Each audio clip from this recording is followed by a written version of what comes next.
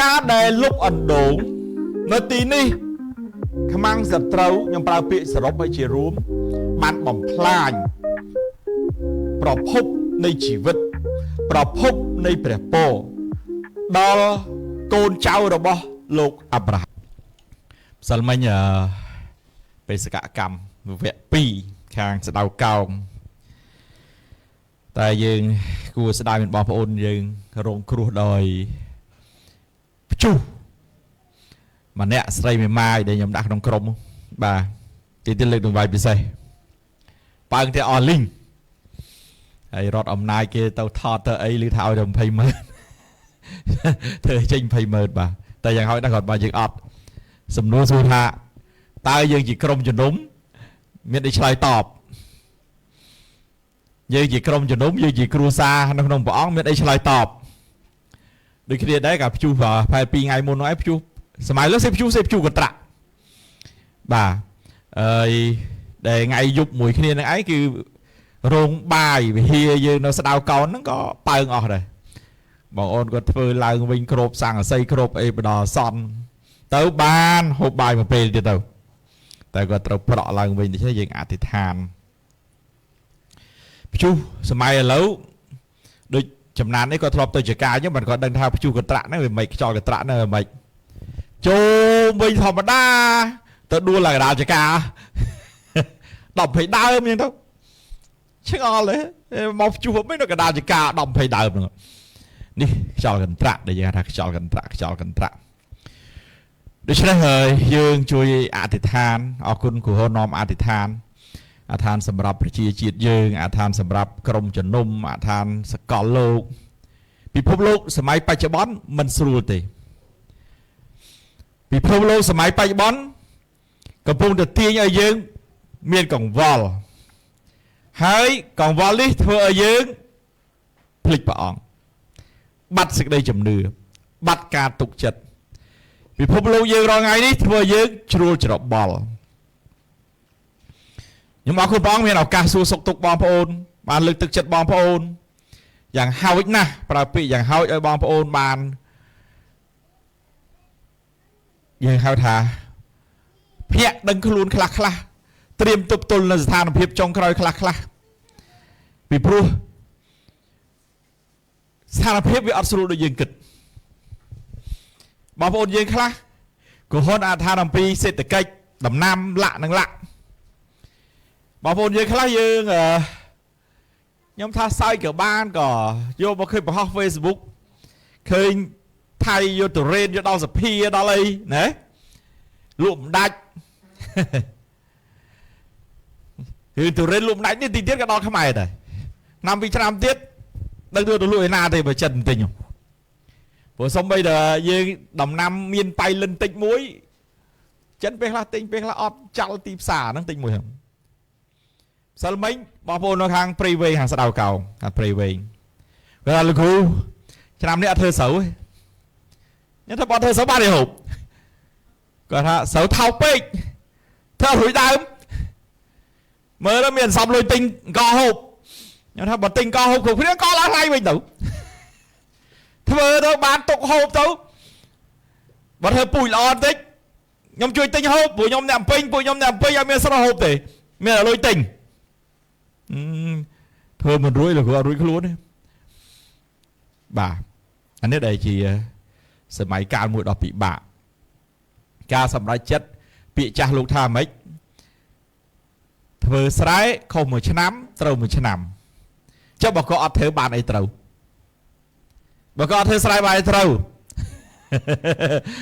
ហើយអត់ធ្វើស្រែគាត់គិតថាក៏អត់ខុស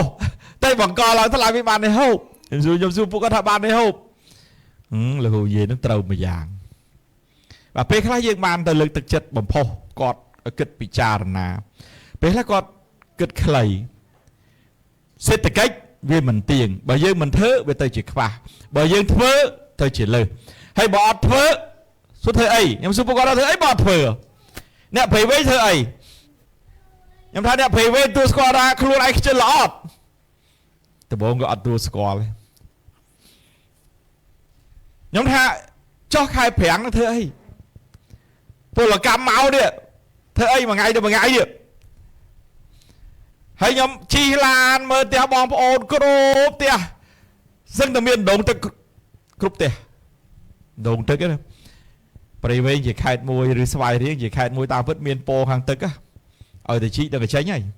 ហើយថោកទៀតជីអត់ជីអាតយោធំមកទឹកប៉ុណ្ណឹងយ៉ាងច្រើនផុតអស់2លាន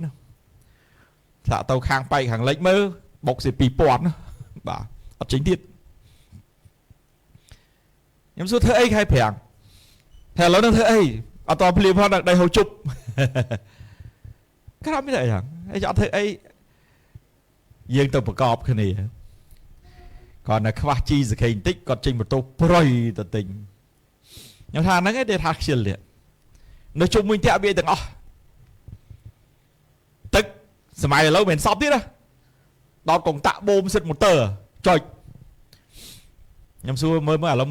មើលជុំវិញវិហារមើលជុំវិញផ្ទះអ្នកផ្លូវខ្ញុំជីឡានមកដូចគ្នានេះមានទេខ្ទឹមសក្តិខ្ជាយម្ដេងល្មៀតអើយដើមក្រូចសើចណែខ្ញីគាត់តែបោះចូលដីពឹបបាញ់តែទឹកដុះនោះមានអត់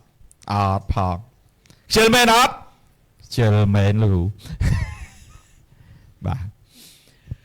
អេលោករវុធប្រកែកអង្គុយប្រជុំច្រើនជាងគេបាទនាយក EFC ណាបរៀនក្រុមជំនុំព័ន្ធកិច្ចគ្រប់ជ្រុងជ្រោយដល់ចុះខេត្តច្រើនហ្នឹងកុំឲ្យគាត់ខ្ជិលផងមើលមានកសកម្មផង holistic ministry គិតមើលខ្ជាយម្រេចចំទៅខ្ញីខ្ជាយម្ដេងម្ទេសបន្លែគ្រប់យ៉ាងគាត់ទៅត្រប់3 4មុខត្រប់ក្តោគោត្រប់ស្រួយត្រប់ញងសក្រីម្ទេសអត់មានទេអត់គិតម៉េចបាទ EFC អត់បង្រៀន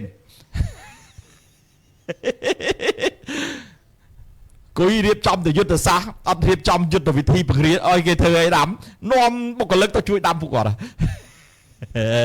បាទនិយាយលេលោករវុធតែអ្វីដែលសំខាន់ឲ្យយើងទាំងអស់នេះពិចារណាឌីកូហូនអីគាត់បេសកកម្មច្រើនណាបាទបេសកកម្មតាមមើលព័ន្ធកិច្ចរបស់ផងគាត់ដែលគាត់ធ្វើការយើងមួយចំនួនបេសកកម្មច្រើនណាតែពេលខ្លះយើងមើលរំលងតិចហ្នឹងឯងហើយភាពក្រីក្រគឺវាចេញពីអានតិចហ្នឹងខ្វះខាតបងប្អូនគិតមើលរៀនថាឥឡូវខ្វះអានេះជាក់ស្ដែងគ្រប់គ្នាខ្វះតែជីបន្តិចជីមតោប្រុយតោហេមកអស់កន្លះម៉ោងជាងដើម្បីបានជីមកក្តាប់យកមកដាក់សម្លហើយសាំងហើយពេលហើយយើងធ្វើអីយើងនៅផ្ទះដូចគ្នានៅភ្នំពេញដូចគ្នាពេលខ្លះតនេពេកអត់ដឹងធ្វើអី Facebook ព្រឹកមិញខ្ញុំឲ្យអវ៉ាតកូនស្រីពៅខ្ញុំខ្លះល្អហើយដែលមើល Facebook ខ្លះកូនតែកុំឲ្យមើលច្រើនពេកពីតូចរៀនបកែបាទពីតូចរៀនបកែអានតែបន្តិចចាំទាំងអស់តែពេលខ្លះមិននេះបកែអានបន្តិចចាំទាំងអស់មើល Facebook ច្រើនមែនទេដកទូរស័ព្ទម៉ែដកទូរស័ព្ទបាត់ទុកឲ្យមានពេលកំណត់អត់បានពីព្រោះយើងធ្វើអីក្តីកុំឲ្យខ្លាយទៅជាញៀនពាក្យថាញៀនមួយម៉ាត់គឺខានមិនបានដូច្នេះយើងនឹងអត់មានអីបង្កើតផលផ្លែបានទេថ្ងៃនេះខ្ញុំចង់ចែកចាយនៅក្នុងព្រះគម្ពីរលោកុបាតចំពុក26រឿងអ៊ីសាក់ក្នុងការស្ដារអណ្ដូងរបស់អាប់រ៉ាហាំបាទចំណងជើងការស្ដារអណ្ដូងនឹកមិនឃើញទេតាមលោកភិរៈថាដាក់អណ្ដងជើងថាម៉េចខ្ញុំថានឹងដាក់អណ្ដងជើងមិនទេការស្ដារជីវិតរបស់ផងយើងការស្ដារប្រភពព្រះពរពីព្រោះពេលខ្លះដោយព្រោះយើងគិតថាយើងមានកាលពី2សប្តាហ៍មុនខ្ញុំចែកចាយពីក្តៅមិនក្តៅត្រជាក់មិនត្រជាក់ដោយព្រោះយើងគិតថាយើងមានឲ្យខ្មាំងសត្រូវលុបអណ្ដូងយើងអស់លែងត្រូវការអណ្ដូងចាស់អណ្ដូងតំណាងនៅប្រភពព្រះពរព្រះអង្គគឺជាប្រភពនៃព្រះពរអាមែនសូមសូមចាត់ថាមួយខ្ញុំសិនព្រះអង្គឲ្យគុណថ្វាយការសរសើរសេរីល្អកិត្តិយសនិងការអរព្រគុណដល់ព្រះអង្គអរព្រគុណសម្រាប់សេចក្តីសប្បុរសនិងសេចក្តីមេត្តាករុណាព្រះអង្គអរព្រគុណសម្រាប់ការបើកសម្ដែងរបស់ព្រះអង្គ សូមព្រះវិញ្ញាណរបស់ព្រះអង្គក្នុងព្រះនាមនៃព្រះម្ចាស់ព្រះគ្រីស្ទបានបើកសម្ដែងដល់ទូបង្គំក្នុងការចែកចាយព្រះបន្ទូលព្រះអង្គនៅដល់បងប្អូននៃទូបង្គំយើងទាំងអស់គ្នាទាំងនៅតាមអនឡាញក៏ដូចទៅនេះឲ្យយល់អំពីបំណងផាទីព្រះអង្គហើយនឹងកលល្បិចរបស់ខ្មាំងសត្រូវយើងខ្ញុំសូមអរគុណព្រះអង្គណាស់ហើយថ្វាយឱកាសនឹងពេលវេលានេះដាក់ក្នុងព្រះអង្គក្នុងព្រះនាមនៃព្រះម្ចាស់ព្រះយេស៊ូវគ្រីស្ទអាមែនយើងអានមកចម្ពោះជាមួយគ្នាចម្ពោះ26បងប្អូនអានគម្ពីរបងប្អូនពីព្រោះយើងមានគម្ពីរ2-3 version នេះនោះ5 version នេះនោះខ្ញុំអានគម្ពីរបកប្រែចាស់ចម្ពោះ21លោកក៏បាត់សម័យនោះមានកើតអំណត់នៅក្នុងស្រុកផ្សេងពីអំណត់ជាន់មុនសំទោសត្រូវដែលកើតមាននៅចំនួនអាប់រ៉ាហាំវ៉ែនតាខ្ញុំចង់ស្ទើរដូចក្រេសេរីស៊ូលឌិចហើយអ៊ីសាក់គាត់ទៅឯអប៊ីម៉ាលិកជាស្ដេចសាសភីលីស្ទីននៅកេរ៉ានោះព្រះយេហូវ៉ាលេចមកឯគាត់មានបន្ទូលថាកុំឲ្យចុះទៅឯស្រុកអេស៊ីបឡើយចូលឯងនៅក្នុងស្រុកដែលអញនឹងប្រាប់ឯងវិញចូលសំណាក់នៅក្នុងស្រុកនេះចុះនោះអញនឹងនៅជាមួយនឹងឯងព្រមទាំងឲ្យពរផងអញនឹងឲ្យស្រុកទាំងនេះដល់ឯងនឹងពូជឯងហើយអញនឹងសម្រេចតាមសេចក្តីសម្បត្តិដែលអញបានស្បត់នឹងអាប់រ៉ាហាំឪពុកឯងអញនឹងចម្រើនពូជឯងឲ្យបានដូចជាផ្កាយនៅលើមេឃហើយនឹងឲ្យស្រុកទាំងនេះនៅក្នុងពូជឯងរួចគ្រប់ទាំងសាសនៅផែនដីនឹងបានពរដោយសារពូជឯងពីព្រោះអាប់រ៉ាហាំបានស្ដាប់តាមពីអញព្រមទាំងរក្សាបញ្ញានិងបញ្ញត្តិហើយច្បាប់និងក្រឹតវិន័យរបស់អញបាទប៉ុណ្ណេះសិនយើងមើលនៅទីនេះក្រោយពីអាប់រ៉ាហាំបានស្លាប់ទៅព្រះពររបស់ព្រះអង្គបានហូរមកដល់កូនបន្តទៀតគឺអ៊ីសាក់ពីព្រោះអញ្ចឹងឯងបានយើងព្រះអង្គបានដាក់ឈ្មោះជាបន្តយើងជាព្រះនៃអាប់រ៉ាហាំអ៊ីសាក់យ៉ាកុបនិងអ៊ីស្រាអែលនៅទីនេះព្រះអង្គបានរំលឹកសេចក្តីសន្យារបស់ព្រះអង្គចំពោះអាប់រ៉ាហាំហើយព្រះអង្គបានរំលឹកសេចក្តីសន្យានេះដល់អ៊ីសាក់ថាយើងនឹងឲ្យពរឯងដោយព្រះអង្គដែលបានមានបន្ទូលពេលព្រះអង្គត្រាស់ហៅអាប់រ៉ាហាំឲ្យពូជអម្បូរដោយខ្សាច់នៅមាត់សមុទ្រនៅផ្កាយនៅលើមេឃអញនឹងចម្រើនពូជឯងឲ្យបានដូចជាផ្កាយនៅលើមេឃហើយនឹងឲ្យស្រុកទាំងនេះទៅពូជឯងរួចគ្រប់ទាំងសាសនៅផែនដីនឹងបានពរដោយសារពូជឯងពីព្រោះអាប់រ៉ាហាំស្ដាប់តាមពីអញយើងរស់នៅជាមនុស្សជាពិសេសនៅសម័យនេះខ្ញុំប្រើពាក្យថាសម័យនេះចាស់ហើយបើសម័យនេះពីព្រោះសម័យនេះមានរឿងរ៉ាវច្រើនណាស់ដែលធ្វើឲ្យយើងមិនស្ដាប់ព្រះបន្ទូលព្រះអង្គពាក្យព្រះអង្គគឺព្រះបន្ទូលព្រះអង្គដែលព្រះអង្គជាមហាក្សត្រយើងហៅព្រះបន្ទូលព្រះអង្គធ្វើឲ្យយើងគិតថាហួសសម័យហើយធ្វើយើងគិតថាខ្ញុំធ្វើមិនកើតទេករណីនេះហើយអាងអីអង្គឲ្យអត់ទោសឲ្យផងទុំគុំទៅមិនរួចទេព្រះអង្គឲ្យអត់ទោសឲ្យផងទុំគុំធ្វើមិនទាន់បានទេហើយការដោះសារតែងតែមានជានិច្ចដូច្នេះធ្វើឲ្យជីវិតរបស់ផងយើងមិនបានដូចជាអ្វីដែលជាបំណងផាតិព្រះអង្គចង់ឲ្យយើងคล้ายទៅជា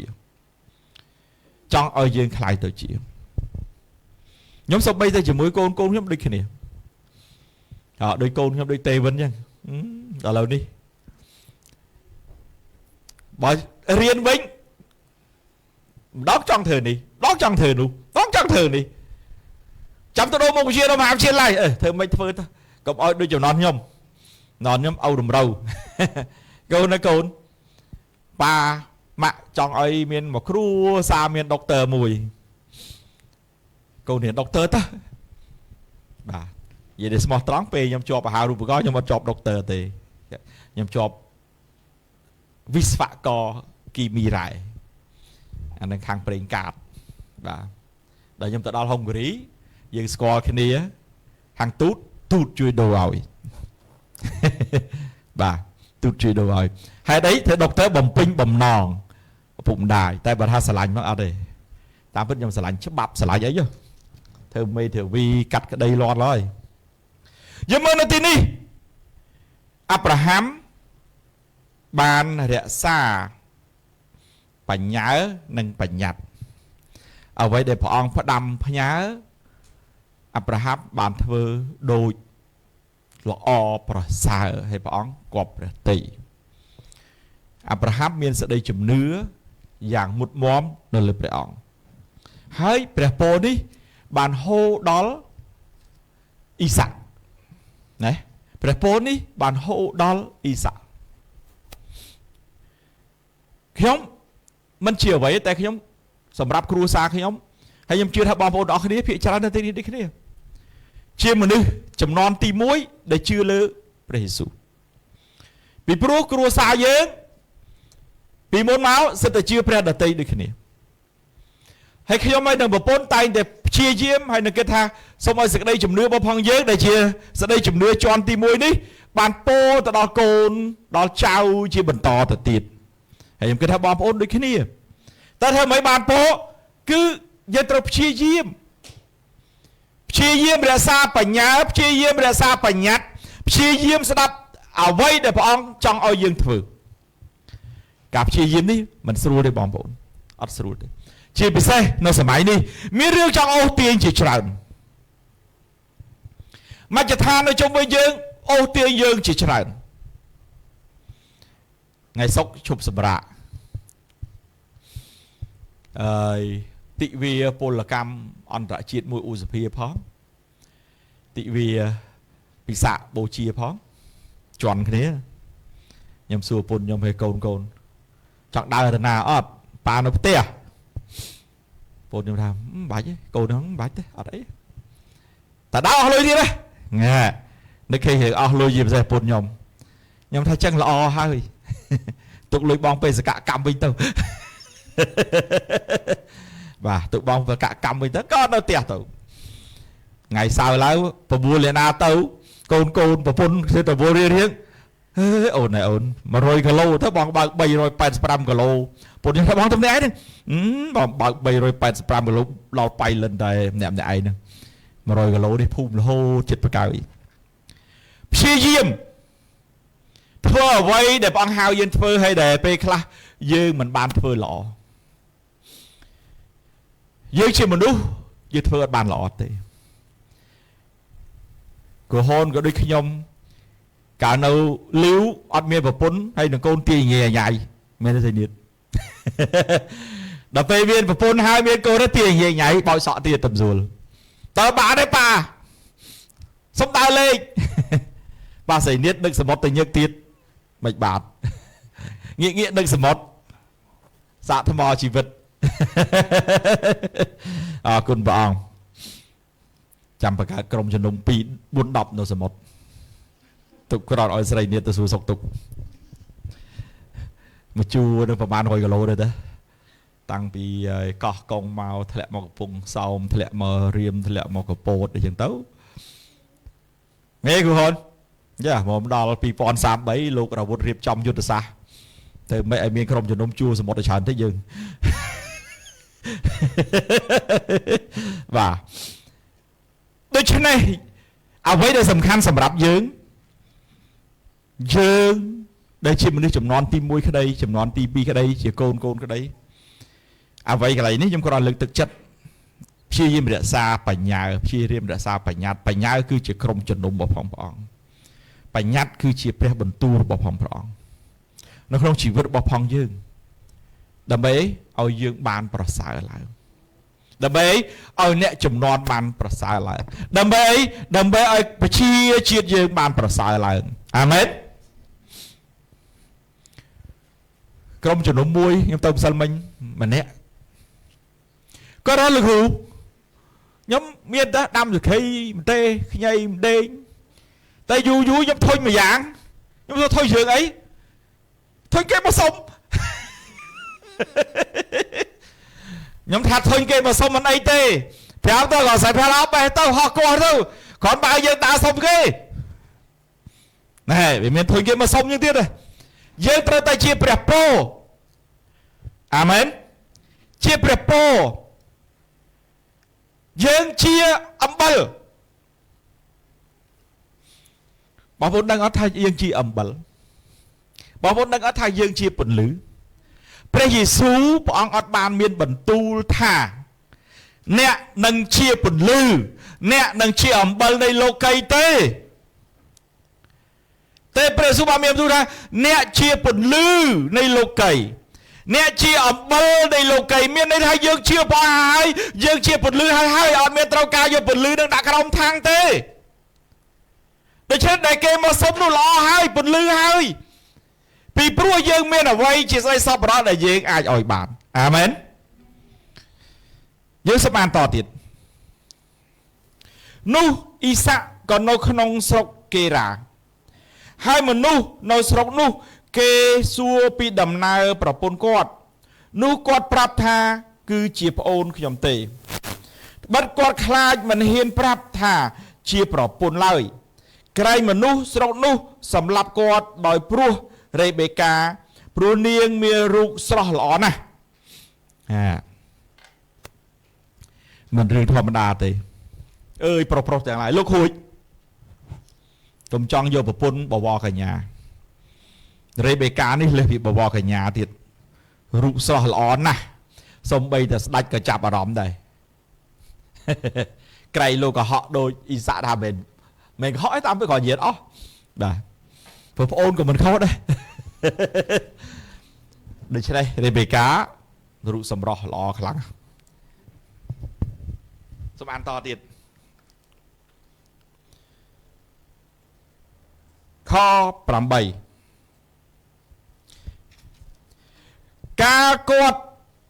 បាននៅស្រុកនោះជាយូរទៅអប៊ីម៉ាឡិកស្ដេចសាសភីលីស្ទីនក៏ទតតាមបង្អួចមកហើយឃើញអ៊ីសាក់កំពុងប្រឡែងនឹងរេបេកាជាប្រពន្ធអប៊ីម៉ាឡិកទ្រង់ហៅអ៊ីសាក់មកសួរថានេះប្រកាសជាប្រពន្ធអ្នកពិតហេតុដូចម្ដេចបានជាអ្នកនិយាយថានាងជាប្អូនវិញដូច្នេះរួចអ៊ីសាក់ទូលឆ្លើយថាពីព្រោះទូបង្គំនឹកខ្លាចក្រែងទូបង្គំត្រូវស្លាប់ដោយព្រោះនាង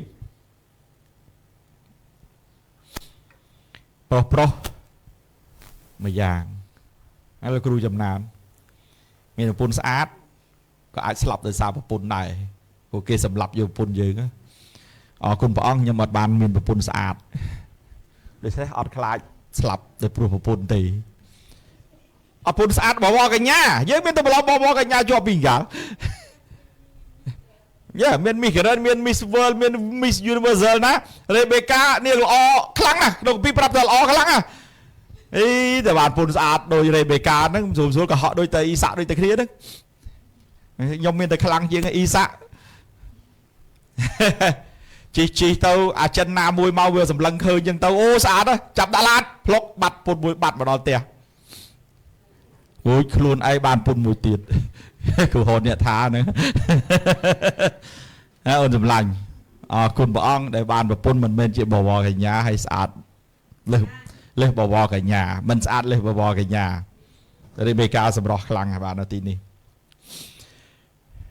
ខ13អប៊ីម៉ាឡិកមានបន្ទូលតបថាអ្នកបានធ្វើអ្វីដល់ជើងដូច្នេះក្រែងមានពួករាសណាមួយបានរួមដំណេកជាមួយនឹងប្រពន្ធអ្នកនោះយ៉ាងនោះនឹងនាំឲ្យយើងទាំងអស់គ្នាមានទោសដែររួចអប៊ីម៉ាឡិកទ្រង់ហាមដល់រាសទាំងអស់ថាអ្នកណាដែលពាល់មនុស្សនេះឬប្រពន្ធគាត់នោះនឹងត្រូវសម្លាប់ជាពិតអ៊ីសាក់គាត់ក៏សាបព្រោះនៅស្រុកនោះហើយនៅឆ្នាំនោះឯងគាត់បានផលមួយជា100%ភាគរយឡើងដោយព្រះយេហូវ៉ាទ្រង់ប្រទានពរឲ្យគាត់ក៏ត្រឡប់បានជាអ្នកមានហើយចេះតែចម្រើនជាច្រើនឡើងទាល់តែមានយ៉ាងស្ដុកស្ដំ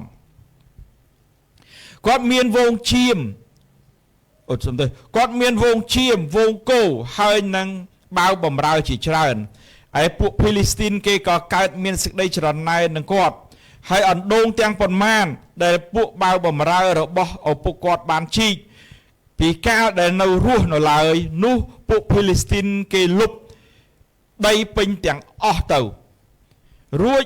អប៊ីម៉ាឡិកមានបន្ទូលនឹងអ៊ីសាក់ថាត្រូវឲ្យថយចេញពីយើងទៅពីព្រោះអ្នកពូកែជាងយើងហើយអាមែនយើងត្រឹមនេះសិនថ្ងៃនេះខ្ញុំចង់ចែកចាយតកតងរឿងការស្ដារអណ្ដូងតកតងរឿងអណ្ដូងទឹកអណ្ដូងជាអ្វីសូម្បីនៅក្នុងចម្រៀងសាឡូមោននៅក្នុងសុភាសិតក៏បាននិយាយស្ត្រីដូចជាអណ្ដូងជាប្រភពទឹកសំខាន់ណាស់ដែលយើងទាំងអស់គ្នាត្រូវយល់អំពីព្រះពរដែលព្រះឲ្យសម្រាប់ជីវិតយើងម្នាក់ព្រះអង្គជាប្រភពរបស់ផងយើងប្រៀបបីដូចជាអណ្ដូង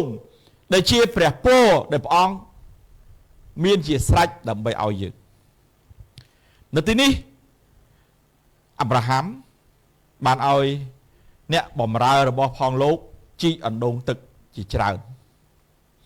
ការជីកអណ្ដូងទឹកសម័យដើមមិនមែនរឿងស្រួលហ្មងទេតែខ្ញុំសូមសរសើរចាស់ពីដើមគាត់ចេះវិធីគាត់រោអណ្ដូងទឹកឃើញហើយបើយើងទៅអ៊ីស្រាអែលទៀតខ្ញុំទៅសើអ្នកប្រាជ្ញអ៊ីស្រាអែលតាំងពីចំនួនប្រមាណពាន់ឆ្នាំមុនដែលជីករោប្រភពទឹកពីភ្នំម្ខាងមកភ្នំម្ខាងទ្រុះឃ្លីគ្នាបានចំមកនឹងប្រើបច្ចេកវិទ្យាអីទេអណ្ដូងបងប្អូនពិចារណានៅពេលដែលខ្ញុំរស់ស៊ីមិនថារស់ស៊ីទេបាទមានចំការឲ្យគេជីកអណ្ដូងជីកមិនចេញទឹករហូតដល់ទិញឧបករណ៍ scan រអណ្ដូងខ្លួនឯងទៀតបានដឹងថាការដែលជីកអណ្ដូងមួយមិនមែនជារឿងងាយស្រួលប៉ុន្មានទេចាស់ពីដើមគាត់មានវិធីច្រើនយ៉ាងបងប្អូនសម័យមើលគាត់មានវិធីគាត់ចេះសម្គាល់តាំងពីនៅពេលយុគសម័យមិនទាន់មានដែកនេះតាំងពីដើមទីនេះជីកអណ្ដូងធ្វើម៉េចជីកចេញទឹកមានវិធីសម្គាល់ច្រើនណាស់ខ្ញុំចេះខ្លះនៅពេលយុគសម័យមានដែកមានស្ពាន់គេប្រើវិធីចុងក្រោយប្រើដែកឲ្យស្ពាន់ដាក់ស្រូបកន្លែងណាអាចមានទឹកកន្លែងហ្នឹងគ្រាន់តែតិចហើយច្រើនអត់ដឹងគ្រាន់តែជំរៅប្រហែលម៉ែត្រអត់ដឹងគាត់ដឹងថាមានទឹកនៅទីនេះខ្មាំងសត្រូវបានលុបអណ្ដូងដែលបានជីកហើយខ្ញុំសូមអានឡើងវិញ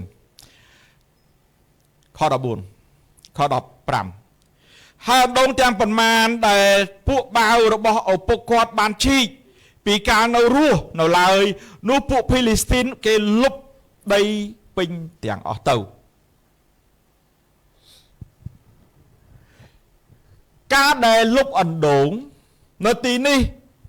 ខ្មាំងសត្រូវខ្ញុំប្រើពាក្យសរុបឲ្យជារួមបានបំផ្លាញប្រភពនៃជីវិតប្រភពនៃព្រះពរដល់កូនចៅរបស់លោកអាប់រ៉ាហាំដល់កូនចៅរបស់លោកអាប់រ៉ាហាំគឺណាគឺដល់កូនគឺអ៊ីសាក់ជីវិតរបស់ផងយើងពេលខ្លះដូចគ្នាដែរបងប្អូនហើយសូមប្រុងប្រយ័ត្ននឹងជីវិតរបស់ផងយើងក្រែងលោខ្មាំងសត្រូវបានបំផ្លាញប្រភពព្រះពរប្រភពទឹកដែលតំណាងនៅអណ្ដូងនេះដល់ជីវិតយើងហើយមិនឲ្យមានតទៅទៀតដល់កូនចៅយើងកូនចៅសំខាន់ណាយើងនឹងអានតមកខាងក្រោយថាអ៊ីសាក់នឹងស្ដារអណ្ដូងឡើងវិញស្ដារព្រះពរព្រះឡើងវិញបានប្រមាណមើលរឿងអ្វីដែលត្រូវធ្វើឡើងវិញជីវិតរបស់ផងយើងពេលខ្លះពីមុនមកយើងធ្វើត្រូវតែពេលខ្លះយើងបើកឱកាសដោយព្រោះអីកលៈទេសៈដោយព្រោះអីដោយព្រោះមជ្ឈដ្ឋាននៅជុំវិញអណ្ដូងអត់ប្រើក៏ខាស់ឲ្យរីងដែរអណ្ដូងអត់ប្រើក៏ខាស់ឲ្យរីងដែរហើយបើបងប្អូនធ្លាប់ប្រើអណ្ដូង ខានប្រើបន្តិចបបូមទឹកមកឬសពវាឡើងទឹកឡើងស្អុយទឹកឡើងស្អុយពេលខ្លះយើងទាំងអស់គ្នាដូចគ្នាថាគិតយើងជាអ្នកមានហើយភ្លេចអ្វីដែលជាប្រភពព្រះពរអត់ដូងលុបរបូតលែងចេញទឹកឯងជីវិតរបស់ផងយើងនៅពេលខ្លះយើងគិតថាយើងគ្រាន់បើហើយប្រាក់ចាកឆ្ងាយពីព្រះអង្គបន្តិចម្ដងបន្តិចម្ដងធ្វើឲ្យប្រភពព្រះពរដែលព្រះអង្គចង់ឲ្យយើងរាំងស្ទះធ្វើចង់ឲ្យជីវិតរបស់ផងយើងរាំងស្ទះហើយយើងបានសម្លឹងជោគជ័យខាងលោកីជាជាងពេលខ្លះយើងអ្នកជឿព្រះអង្គជោគជ័យដែលមកសម្រាប់យើងមិនប្រកាសថាជាជោគជ័យនោះមកពីព្រះទេអរិយវាទាញឲ្យយើងមានជោគជ័យសบายភ្លើតភ្លើនភ្លេចខ្លួនភ្លេចព្រះអង្គភ្លេចប្រភពព្រះពរភ្លេចប្រភពទឹកភ្លេចប្រភពជីវិតភ្លេចប្រភពប្រេងតាំងហួតឯងជីវិតយើងហួតឯងមិនហួតស្មៃទេបាទខ17ខ្ញុំសូមអានតអ៊ីសាក់ចេញពីទីនោះទៅដំឡើងត្រសាលត្រង់វាលច្រកកេរ៉ាហើយក៏អាស្រ័យនៅឯនោះវិញរួចគាត់ស្ដារអណ្ដូងទឹកទាំងប៉ុន្មាននោះដែលគេបានជីកនៅចំនួនអាប់រ៉ាហាំជាឪពុកគាត់ឡើងវិញពីព្រោះពួកភីលីស្ទីនបានលុបទាំងអស់ក្រោយដែលអាប់រ៉ាហាំស្លាប់ទៅរួចគាត់ដាក់ឈ្មោះអណ្ដូងទាំងនោះតាមឈ្មោះ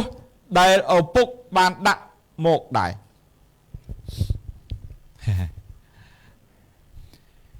មនុស្សសម័យនេះពេលខ្លះសម័យនេះមិនថាគ្រីស្ទបរិស័ទមិនថាមិនគ្រីស្ទបរិស័ទភាគច្រើនភ្លេចគុណអ្នកមុនខ្ញុំមិនតិចទៀនគេទេតែពេលខ្លះយើងត្រូវពិចារណាអំពីពូជអបោខ្សែស្រឡាយកូនមកយកឈ្មោះខ្លួនឯងដាក់ភ្លេចអស់ឈ្មោះចដូនចតាតកូនកិច្ចការដែលអ្នកក្រោយធ្វើលុបបំបត្តិដានអ្នកចាស់អស់មិនថាក្រុមជំនុំមិនថាលោកីនៅស្រុកយើងមិនថាស្រុកគេបច្ចុប្បន្ននេះ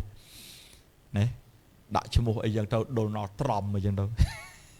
ដាក់ឈ្មោះអីផ្សេងទៅអាឈ្មោះគេចាស់មានលុបចោលអស់អីយ៉ាងទៅតែយើងមើលនៅទីនេះគំរូពីអ៊ីសាក់ដងលុបទាំងអស់ពាក្យថាលុប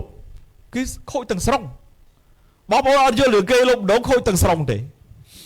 ខូចទាំងស្រុងតែនៅពេលអ៊ីសាក់ស្ដារឡើងវិញតើអ៊ីសាក់ដាក់ឈ្មោះរបស់ផងខ្លួនឯងកូនខ្លួនឯងឬមួយដាក់ឈ្មោះតាមឈ្មោះឪពុកដែលបានដាក់ឲ្យក្នុងពីប្រាប់យើងថាដាក់ឈ្មោះដូចដើមឡើងវិញដើម្បីមិនភ្លេចពីស្នាដៃមិនភ្លេចពីពុព្វបុរសដែលបានធ្វើកិច្ចការនេះ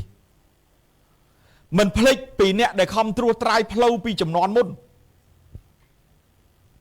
ខ្ញុំសូមអានឡើងវិញខ18រួចគាត់ស្ដារដងទឹកទាំងប៉ុន្មាននោះដែលគេបានជីកនៅចំនួនអាប់រ៉ាហាំជាឪពុកគាត់ឡើងវិញពីព្រោះពួកភីលីស្ទីនបានលុបទាំងអស់ក្រោយដែលអាប់រ៉ាហាំស្លាប់ទៅរួចគាត់ដាក់ឈ្មោះអណ្ដូងទាំងនោះតាមឈ្មោះដែលឪពុកបានដាក់មកដែរគាត់ដាក់ឈ្មោះតាមឪពុកដែលគាត់បានដាក់ដែរបងប្អូនណាមានរឿងជាច្រើនបងប្អូនជាក្រុមជំនុំបងប្អូនជាអ្នកបម្រើព្រះបងប្អូនជាអ្នកចំនួនក្រោយយើងត្រូវតែជាមនុស្សដែលដឹងប្រភពពាក្យចាស់ខ្មែរយើងមានតែថាផឹកទឹកឲ្យមើលប្រភពហូបផ្លែឈើឲ្យមើលប្រភពមនុស្សយើងសម័យនេះបងប្អូនដឹងប្រហែលថ្ងៃមុនប្រពន្ធខ្ញុំគាត់ខឹងមួយយ៉ាងគាត់ថាយីដាំមិនព្រមដាំទេដល់ពេលផ្លែផ្កាមកបេះហ្មងខំចំខំធ្វើនេះលូតលាស់ដល់ពេលធំហើយដល់ពេលផ្លែហើយមកបេះបាត់មកកាប់ចោលបាត់ប្រហែលថ្ងៃនេះផ្អើលរឿងចោលលូតរ៉េនក្នុង Facebook ម្ចាស់ចំការវ័យឡើងទ្រោមតែពេលខ្លះសំនឹងវ័យដៃខ្ញុំអត់កាន់ជើងម្ចាស់ចំការទេបងប្អូនអត់ធ្វើចំការមិនដឹងទេ cháu khác vì mình lui đầm bay hố với lui thơm miền bỏ mà ngay bây giờ pi bay fly thì nè dòng cá nó bao giờ auto rain này bao giờ auto rain luôn luôn bàn này bây giờ gì bây mà ngay pi bay fly mà fly đọc là bây giờ mà đang bay buôn fly thì ở lại đài bạch hay là bạn em làm fly đọc là mua vào fly với buôn lô dạng tách tàu pram lô mà lô mà mơn pram mà lô mà mơn sao mọi phát làm mơn chắc buôn lô buôn mơn thế thấy oi chuyện này hay trong khơi cha chầm ca na khác kịp hôm với cháu với khô cho tiên mến cháu nó từ đây lên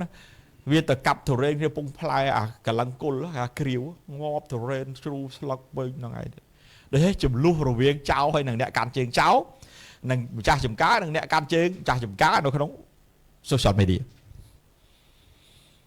mà lui trâm mà ru mà này đôi khi ông bà bạn khai muốn cháu lui sai phơi lần trong cỏ ông phải pon mày ê mình pon mày đấy lên pin pon là chiên hay gì phải làm vào buổi mày lui là buôn pram đón sụp mày hay bên thầu nó xài phơi sâu lá mày bay rìa đã mà bị con thọp thì chào này bà cứ bằng người an toàn thiệt khó đọc làm buồnពួកបាវបំរើសំទោសពួកបាវរបស់អ៊ីសាក៏ជីកអណ្ដូងមួយនៅក្នុងវាលច្រកនោះបានទឹកហូរហៀឯពួកកងវាលនៅស្រុកកេរ៉ាក៏ប្រឆ្លោះគ្នានឹងពួកកងវាលរបស់អ៊ីសាថាទីនេះជារបស់ផងយើងពួកគាត់ហៅអណ្ដូងនោះថាអេសែកពីព្រោះបានឆ្លោះនឹងគាត់បងប្អូនយើងត្រូវមានគំនិតទី1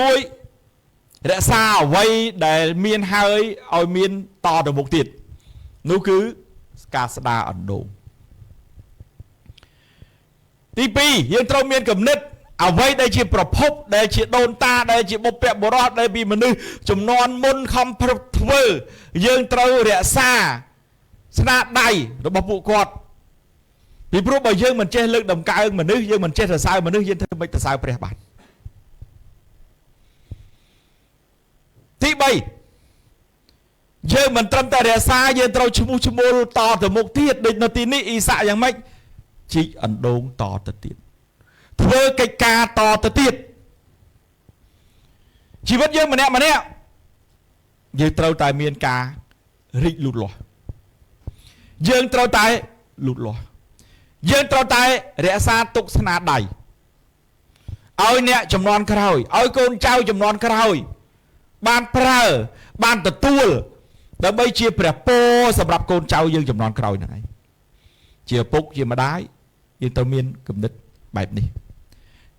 យើងជាក្រុមជំនុំព្រះអង្គយើងត្រូវខំប្រឹងគំនិតធ្វើយ៉ាងម៉េចស្ដារអ្វីដែលបាត់បង់ឲ្យបានមកវិញស្ដារក្រុមជំនុំខ្ញុំអានកាពីនេះខ្ញុំនឹកឃើញដូចគ្នាអ្វីដែលយើងខំធ្វើកន្លងមកខ្ញុំមិនទាន់ស្លាប់ទេនៅ60ឆ្នាំទៀតត្រូវខំប្រឹងស្ដារអ្វីដែលបាត់បង់បោះមួយជំហានម្ដងអ្វីដែលខ្ញុំអាចធ្វើបានខ្ញុំព្យាយាមនឹងធ្វើអ្វីដែលខ្ញុំនឹងពង្រីកតទៅមុខទៀតបានខ្ញុំនឹងព្យាយាមពង្រីកពីព្រោះទាំងកិច្ចការដែលមិនមែនជាកិច្ចការរបស់ក្រុមជំនុំទាំងកិច្ចការដែលជាកិច្ចការគ្រួសារទាំងកិច្ចការរបស់កិច្ចការសង្គមអ្វីដែលយើងធ្វើគឺដើម្បីជាប្រយោជន៍អាមែនហើយដល់ឡែកនឹងជាពិសេសទៀតអមមកប្រាប់មានទូមកកាន់យើងយ៉ាងច្បាស់ថាអ្នករាល់គ្នាជាពលឺអ្នករាល់គ្នាជាអំបិលខ្ញុំអានកាពីនេះឡើងវិញខ្ញុំពិចារណាដោយលោកសាវកពោបាននេះអ្នករាល់គ្នាជាអ្នកនៃថ្ងៃតែធ្វើម៉េចបើយើងជាអ្នកថ្ងៃមិនអ្នកដឹងជាថ្ងៃទេមិនអ្នកដឹងជាពលឺទេមិនអ្នកដឹងជាអំបិលទេសាវកពោថាម៉េចទោះបីអ្នករាល់គ្នាកំពុងធ្វើអ្វីប្រព្រឹត្តអ្វីត្រូវធ្វើក្នុងព្រះនាមព្រះអង្គតើយើងបានធ្វើអីខ្លះហើយយើងកំពុងធ្វើអីខ្លះឬយើងកំពុងតែមានហើយយើងអួតថាយើងមានហើយឬយើងកំពុងតែស្កប់ស្កល់នៅអ្វីដែលយើងមាន ព្រោះក្នុងព្រះបន្ទូលព្រះអង្គអត់ឲ្យយើងនៅស្ងៀមបងប្អូនមើលដើមកំណើតនៃពូជអម្បូរអាប់រ៉ាហាំអ៊ីសាក់យ៉ាកុបហើយនិងអ៊ីស្រាអែលចេញពីណាទៅណាចេញពីអត់ទឹកដីទៅនៅកន្លែងមួយដែលព្រះហៅដើម្បីជាព្រះពរដំណើរដែលពួកគេឆ្លងកាត់មានរាយការណ៍កាត់ឡើងឆ្លងកាត់ប្រទេសមួយឆ្លងកាត់ក្រុមមួយឆ្លងកាត់កុលសម្ព័ន្ធមួយត្រូវសុំគេបើគេមិនអនុញ្ញាតដើរវៀងបើពេលចាំបាច់ព្រះអង្គមានទូលថាវៃដើម្បីចូលកាន់កាប់ចុះយើងគ្រប់គ្នាទាំងអស់ភាគច្រើននៅទីនេះចេញដំណើរ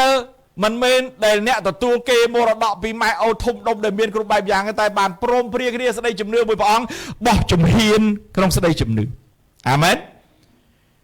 ទោះបីខ្ញុំដូចគ្នាខ្ញុំបាននិយាយយ៉ាងច្បាស់ថាខ្ញុំដៃពុនចាប់ដៃគ្នាដោយសេចក្តីជំនឿ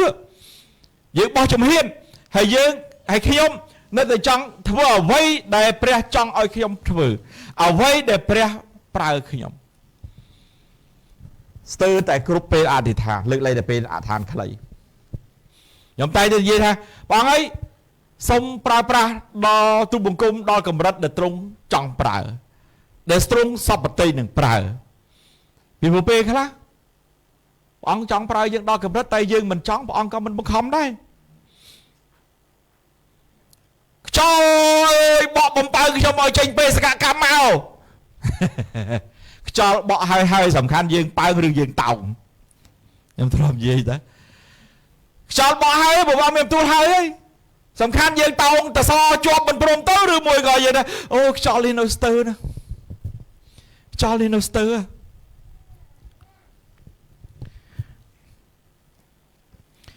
នៅទីនេះអ៊ីសាក់មិនគ្រាន់តែស្ដារអណ្ដូងរបស់ឪពុកទេតែពង្រីកបន្តជីកអណ្ដូងទុកព្រះពររកប្រភពព្រះពរឲ្យអ្នកចំនួនក្រោយទៀតទោះបីមានចំនួនឆ្លោះគ្នាក៏ដោយទោះបីមានបញ្ហាក៏ដោយយើងភាកច្រើនម្នាក់យ៉ាងម៉េចមានបញ្ហាខ្ជិលទុកឲ្យប្រើនាំធ្លាប់មែនអត់ទុកឲ្យប្រើនាំធ្លាប់នេះជាកំណត់របស់មនុស្សអូខេយើងអានដល់ទៀតមួយគ្នាណែខ21នោះក៏ជីកអណ្ដូងមួយទៀតហើយគេឆ្លោះគ្នាពីអណ្ដូងនោះដែររួចគាត់ហៅអណ្ដូងនោះថាស្វិតណាជីកហើយឆ្លោះគ្នាទៀតគាត់ជីកទៀតនៅឆ្លោះគ្នាគាត់ជីកទៀតតើការដែលមានឧបសគ្គបន្តិចបន្តួចនាំរំខានយើងមិនចង់ឲ្យធ្វើការល្អទេឬយ៉ាងដូចម្ដេចតើដោយព្រោះឧបសគ្គបន្តិចបន្តួចលែងធ្វើការល្អថ្វាយព្រះឬយ៉ាងដូចម្ដេចតើដោយព្រោះឧបសគ្គបន្តិចបន្តួចមិនចង់បង្ហើយស្នាដៃដែលព្រះប្រទានពរយើងដល់អ្នកចំនួនក្រោយទេឬអីយើងអានតទៀតខ22គាត់ចេញពីទីនោះទៅជីកអណ្ដូងមួយទៀតតែអត់មានគេឆ្លោះគ្នាពីអណ្ដូងនោះទេបានជាគាត់ដាក់ឈ្មោះថារេហូបូតនៅទីនេះខ្ញុំក៏តែចង់ប្រៀបធៀបឲ្យបងប្អូនហើយក្រុមជំនុំអ្នកបម្រើព្រះអង្គគិតពិចារណាទី1តើយើងមានស្ទះប្រភពទឹកចាស់ដែលមិនបានស្ដារដែរឬអត់ប្រភពព្រះពររបស់ផងយើងត្រូវបានលុបไปអត់តពីអាប់រ៉ាហាំមកឲ្យយើងពិចារណាតើអ្វីទៅដែលនាំឲ្យយើងស្ទះព្រះពរទី2ទោះបីយើងមានឧបសគ្គយ៉ាងណាក្តី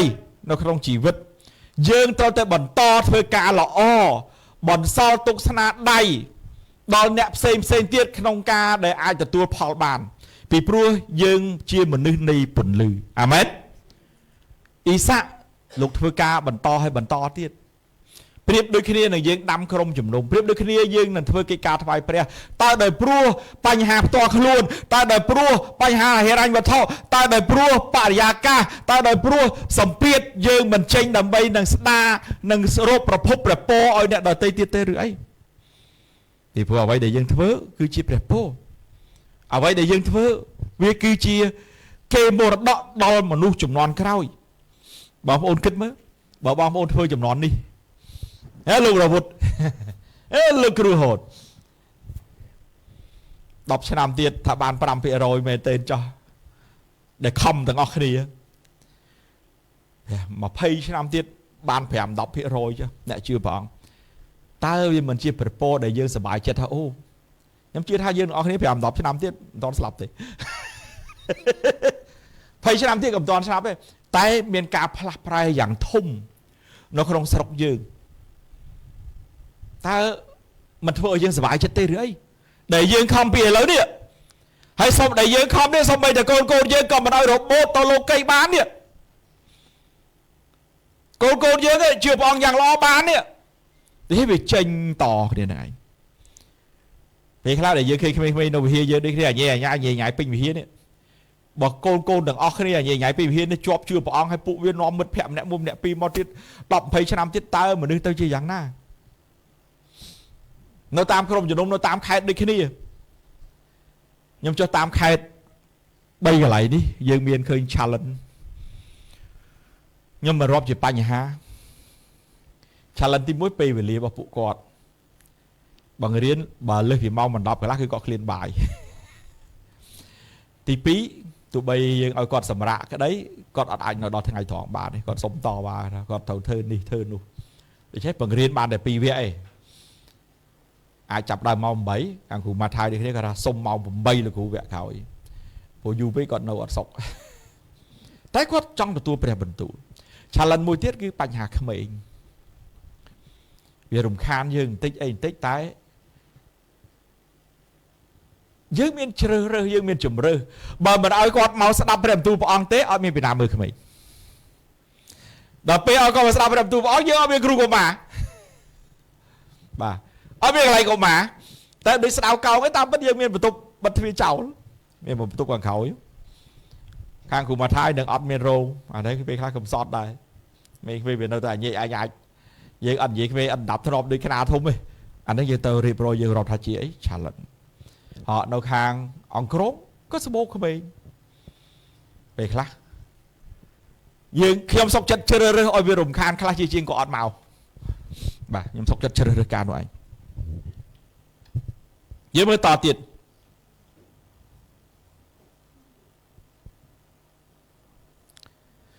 ដោយនិយាយថាខ្ញុំសម្អានខ22ឡើងវិញគាត់ចេញពីទីនោះទៅជីកអណ្ដូងមួយទៀតតែអត់មានគេឆ្លោះគ្នាពីអណ្ដូងនោះទេបានជាគាត់ដាក់ឈ្មោះថារេហូបូតដោយនិយាយថាឥឡូវនេះព្រះយេហូវ៉ាទ្រង់បានប្រទានឲ្យយើងបានទូលាយហើយនឹងបានចម្រើនឡើងក្នុងស្រុកនេះរួចគាត់ចេញពីទីនោះឡើងទៅឯបៀសេបាហើយនៅយប់នោះឯងព្រះយេហូវ៉ាទ្រង់លេចមកឯគាត់មានបន្ទូលថាអញជាព្រះនៃអាប់រ៉ាហាំឪពុកឯងដូច្នេះកុំឲ្យខ្លាចអ្វីឡើយពីព្រោះអញនៅជាមួយហើយនឹងឲ្យពរទាំងចម្រើនពូជឯងឲ្យបានច្រើនឡើងដោយព្រោះអាប់រ៉ាហាំជាអ្នកបម្រើអញរួចគាត់ស្អាងអាសនៈមួយនៅស្រុកនោះក៏អំពាវនាវដល់ព្រះនាមព្រះយេហូវ៉ាគាត់ក៏ដំឡើងត្រសាលនៅទីនោះហើយពួកបាវគាត់ក៏ជីកអណ្ដូងមួយនៅកន្លែងនោះដែររឿងមួយដែលខ្ញុំចាប់អារម្មណ៍នៅទីនេះហើយនៅកាពីសញ្ញាចាស់ដែលខ្ញុំអានដែលតគ្នាមកអ្នកបម្រើព្រះអង្គតែងតែធ្វើអាសនានៅពេលដែលគេនៅភូមិណាមួយគឺតែងតែតាំងអាសនាព្រះអង្គមានន័យថាម៉េចខ្ញុំក៏រំលឹកប្រៀបធៀបនៅសម័យនេះគេទៅដល់កន្លែងណាគេរៀបចំការថ្វាយគុំព្រះអង្គនៅកន្លែងនោះបើនិយាយទៅពេលនេះទៀតគេទៅដល់កន្លែងណាគេរៀបចំក្រុមជំនុំកន្លែងនោះនៅពេលបានព្រះពរហើយគេតែងតែតម្កល់ព្រះជាទី1សម្រាប់ជាទីគោរពសក្ការៈហើយនឹងថ្វាយបង្គំព្រះអង្គគេអត់ភ្លេចកំណើតទេជនជាតិអ៊ីស្រាអែលអត់ភ្លេចកំណើតទេព្រោះអញ្ចឹងហើយបានជាទោះបីអ៊ីស្រាអែលលែងមានទឹកលេខដីតាំងពីគ្រិស្តសករាជឆ្នាំ70ក្តីមកដល់1940ជាង30ជាងតាមពិត1920ជាងឡើងនៅគេអាចនិយាយភាសាមួយបានជួបជុំគ្នាហើយពួក Zionist ពួកស៊ីយ៉ូនបាទរហូតដល់រៀបចំជាប្រទេសបានជីវិតយើងម្នាក់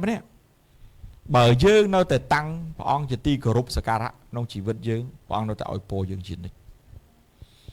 tại bởi dương phịch phong dươngประหยัดពេលលោកកៃបំផ្លាញយើងកុំថាព្រះពេលមួយខ្ញុំជីឡានទៅអត់ដូចជាមកចង់ទៅដល់មានជ័យមកពីដល់មានជ័យសៀមរាបមកពីអូស្មាច់តែជាប់បន្ទាយឆ្មាឆ្នាំ2008មកដល់ចិត្តប្រាសាទបន្ទាយឆ្មាផ្លូវគេទឹមធ្វើសាឡានខ្ញុំវារូអូអត់មានកាច់ចង្កូតទេបាទវាតាមដំណើរប៉ាខ្ញុំអង្គុយមុខខ្ញុំអ្នកបើកទេវិនទៅតែកើតបាទហើយ5 ខែប៉ុណ្្នឹងឯងរូអត់មានកាច់ចង្កូតធ្លាក់ស្រែទៅទល់ជាមួយដើមសកែទាំងផ្ទុះពងអស់ពីរអាពងចង្កូតក៏ផ្ទុះអាពងប៉ាខ្ញុំអង្គុយខាងមុខក៏ផ្លុះឆេះក៏ផ្លូវគាត់ហើយពពងជារំសេវខ្ញុំប្រាំងម្ដាយក្មេងខ្ញុំដាស់ខ្ញុំភ្លឹកដែរវារៀងស្លុតតិចភ្លឹកតិចនេះមិនហីមកស្ទុះអត់ដែរអត់ភាសាខ្មែរបលឹងចូលវិញណាអត់អីផងបាទសុំមានរឿងអីកើតឡើងហើយឡើងកាលនោះថ្មីទៀតទៅទិញ G 2007 2008យើងទៅចាប់ដើម G 2007ទិញ2007 G 2008អត់បានឆ្នាំទេជីបានទិញ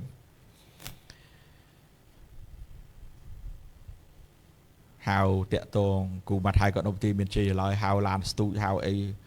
ឲ្យដឹកមកដល់ការ៉ា Ford ភ្លាមខ្ញុំឲ្យគេឆែកភ្លាមបងព្រោះយើងស្គាល់ចិត្តដិតមួយនាយក Ford ហ្នឹងចាឆ្ងល់ថាវាមានបច្ចេកទេសអីវាបានវាល្អតាមដំណើរស្រួលម្លេះឡាននៅថ្មីទៀតតបានមួយឆ្នាំផងចុះឡើងមកពីយើងអត់ចេះបើកឡានដែរអត់ចេះបច្ចេកទេសព្រោះឡានហ្នឹងផ្លូវក្រហមយើងបើកលឿនហើយវាហុយទៅវាលាវដោយអាកម្មអើយអាកម្មអើយអេស្កៅយ៉ាងអត់គឺដូច្នេះវាមានជាប់ដីអីយើងបើកលឿនលើសពី60ដល់ហើយវាល្អតាមស្រួលទៅជន់ប្រាំងក៏អត់ជាប់ទៅតែអ្វីដែលព្រះអង្គល្អមិនឲ្យខ្ញុំល្អទៅធ្លាក់ទឹកដែលមានបន្លាយចិត្តនឹងធំស្ពានខ្ពស់ទៀតណ៎ព្រះអង្គឲ្យយើងរៀនបទពិសោធន៍តាមនឹងទៅបុកគល់ឈើទៅទប់ជាប់ទៅអ្វីដែលខ្ញុំចង់និយាយនេះជាលក្ខណៈបច្ចេកទេសសុទ្ធសាធតែបើអ្នកណានិយាយស្រួលវិញអូ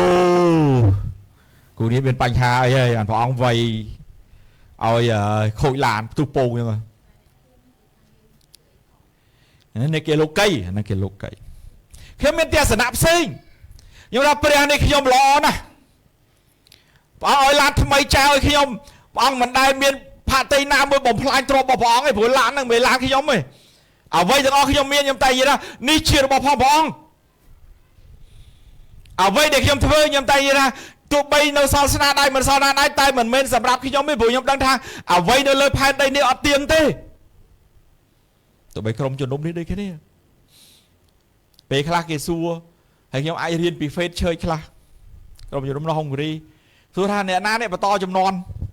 ខ្ញុំថាអ្នកបន្តចំនួនអត់ដឹងទេព្រះអង្គរើសអ្នកណាដឹងហើយ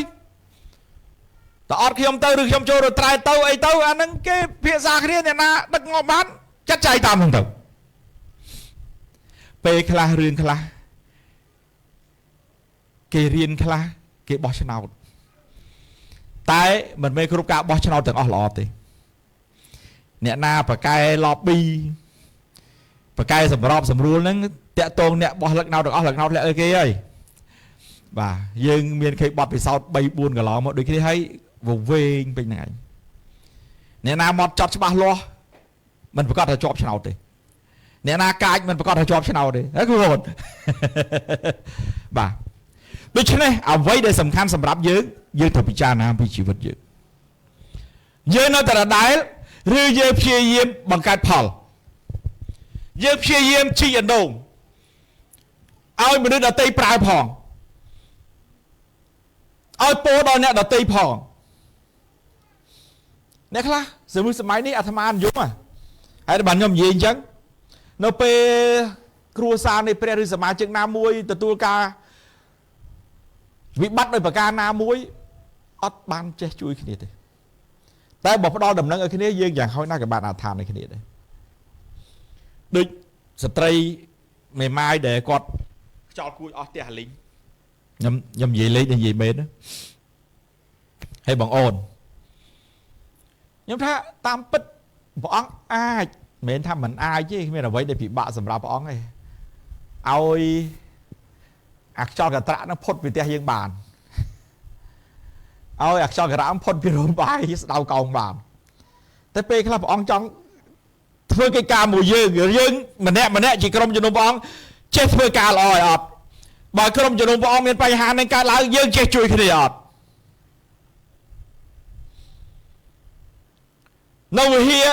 មានចេះស្រាក់ដៃគ្នាសងរោងបាយនឹងឡើងវិញអត់នៅផ្ទះគាត់ចេះស្រាក់ដៃគ្នាធ្វើមកជួយគាត់បានអត់អត់មិនអាចទេហើយក្រៅពីនេះព្រះអង្គក៏អាចដែរបើយើងខ្លួនឯងផ្ទាល់យើងជាអាឋានពេលលើក្រោយអាឋានព្រះអង្គឲ្យមានកិច្ចការផ្សេងសូមឲ្យពជាខ្យល់មកប៉ះផ្ទះទូមគុំផងខ្ញុំសួរថាដែលអាឋានឲ្យផ្ទះឲ្យសបាយឬទ្រព្យសម្បត្តិដែលព្រះអង្គប្រទានពរដល់អត់ផងលោកគ្រូនេះយើងអត់អាចយល់ដឹងអ្វីដែលមានកើតឡើងទាំងអស់បានទេសំខាន់យើងអាចធ្វើអីបាននៅពេលដែលយើងនៅអាចធ្វើអីបានដល់ឡើយខាងគ្រូមកថាយគាត់ឲ្យពួកយើងអាឋានជួយសុំតយាយខ្ញុំថាដាក់ដង្វាយមកខ្វះជាងយើងមានជាងយើងមានឧបករណ៍ទាំងអស់សុំដេកតែ2យប់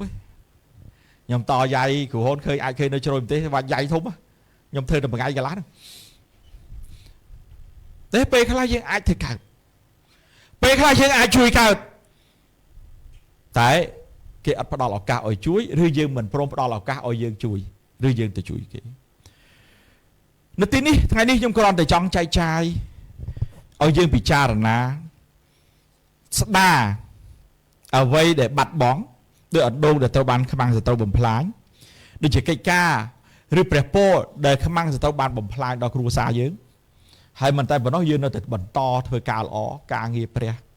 ការងារអីផ្សេងទៀតដល់អ្នកចំនួនក្រោយដល់អ្នកដតីតទៅទៀតពីព្រោះអីយើងជាពន្លឺយើងជាអំបិលអាមែនអរគុណបងហើយខ្ញុំចង់លើកដង្វាយពិសេសទោះតិចក្តីច្រើនក្តីជាក្របពូជសម្រាប់ជួយស្រីមេម៉ាយដែលផ្ទះគាត់តាមពិតផ្ទះគាត់ធំលេងក្រុមជំនុំថាផ្ទះគាត់ធំហើយបើសង់ឡើងវិញថ្លៃដែរហ្នឹងខ្ញុំថាមិនបាច់រឿងគិតឡើងថ្លៃវិញសំខាន់អរគុណព្រះអង្គអាចាស់ទៅបានអាថ្មីមកគាត់និយាយថាអាថ្មីហ្នឹងមិនលោកគ្រូខ្ញុំថាផ្ទះថ្មីទោះបី4បែក4ជ្រុងគាត់នឹងថ្មីដែរទៅដូរមួយផ្ទះទៅស2ដណ្ដប់ទៅស6ដណ្ដប់មិនបាទតែដូចខ្ញុំនិយាយពេលខ្លះតើយើងមានការឆ្លើយតបមិនខ្លះដល់បងប្អូនតំបន់ដែលយើងនៅភ្នំពេញបងប្អូននៅឋានតំបន់តើមានការឆ្លើយតបមិនខ្លះអាមែនអើយសុំស្រីណែតនិយាយកាន់ថងនៅវាយមកមុខមកបងប្អូនអាចឈរដាក់បានស្ម័គ្រពីចិត្តជាក្របពូជហើយយើងនឹងអត្ថានគាត់អ្វីដែលយើងបានខ្លះយើងនឹងផ្សំនៅវាយវិហារខ្លះជួយដល់គាត់ដែរ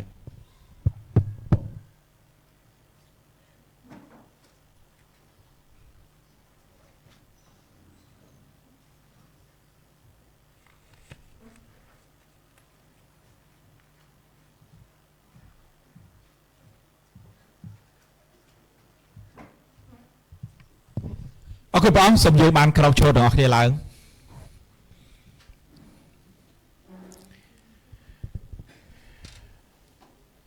សម្រាប់ជាឋានមួយខ្ញុំបងម្ចាស់ហើយក៏សូមអរព្រគុណសម្រាប់ព្រះពរព្រះអង្គសម្រាប់ព្រះបន្ទូលព្រះអង្គទ្រង់ស្រឡាញ់យើងខ្ញុំទាំងអស់គ្នាដល់ម្លេះហើយតែងតែដាស់តឿនយើងខ្ញុំក្នុងផ្លូវរបស់ព្រះអង្គតាមព្រះបន្ទូលរបស់ព្រះអង្គសូមឲ្យយើងខ្ញុំមានភាពឆ្លាតវៃនៅក្នុងការដែលយើងខ្ញុំបម្រើព្រះអង្គហើយឲ្យយើងខ្ញុំមានជាមនុស្សដែលមានសុភវិនិច្ឆ័យវិជ្ជមានចេះជួយដល់អ្នកដទៃជាអ្នកដែលបង្កើតផលហើយសម្រាប់អ្នកដទៃនៅពេលដែលអណ្ដូងត្រូវបានលុបដោយខ្មាំងសត្រូវឲ្យយើងខ្ញុំចេះស្ដារស្នាដៃនោះឡើងវិញនៅពេលដែលយើងខ្ញុំស្ដារស្នាដៃនោះឡើងវិញនោះឲ្យយើងខ្ញុំបានបង្កើតស្នាដៃថ្មីដើម្បីទុកជាមរតកថ្វាយសិរីដល់ព្រះអង្គហើយឲ្យអ្នកដល់អ្នកដទៃទៀត ជាប្រយោជន៍អរព្រគុណចំពោះការបង្ហាត់បង្រៀននិងការបើកសម្ដែងព្រះអង្គអរព្រគុណសម្រាប់ព្រះពរនៃដង្វាយពិសេសជួយដល់ស្ត្រីមេម៉ាយដែលគាត់ផ្ទះគាត់ត្រូវបានខ្យល់ព្យុះបំពើងគ្មានសល់អ្វីព្រះអង្គម្ចាស់ហើយនេះជាក្របពូជសូមទូបានប្រទានពរនិងលើកទឹកចិត្តគាត់ជាបរិបូរណ៍ប្រទានពរដល់ដៃបងប្អូនដែលបានមានចំណែកក្នុងការធ្វើកិច្ចការនេះហើយនៅពេលយើងខ្ញុំត្រឡប់ទៅវិញសូមទូបានគង់ជាមួយយើងខ្ញុំទាំងអស់គ្នាប្រទានពរដល់យើងខ្ញុំទាំងអស់គ្នាសូមសេចក្តីសុខសាន្តព្រះអង្គបានចាក់បំពេញដល់ទូបង្គំយើងខ្ញុំទាំងអស់គ្នាហើយការពារយើងខ្ញុំទាំងអស់គ្នាគុណអរគុណព្រះអង្គណាស់ហើយអរគុណព្រះអង្គគ្រប់ទាំងអស់សម្រាប់ការថ្វាយគុំព្រះអង្គព្រឹកនេះនិងព្រះបន្ទូលព្រះអង្គនិងដង្វាយពិសេសនេះដែលការដឹងគុណទ្រង់ក្នុងព្រះនាមនៃព្រះម្ចាស់ព្រះយេស៊ូវគ្រីស្ទអាមែនបាទព្រះអង្គទីពរដល់បងប្អូនអរគ្នាជួបគ្នាសប្តាហ៍ក្រោយ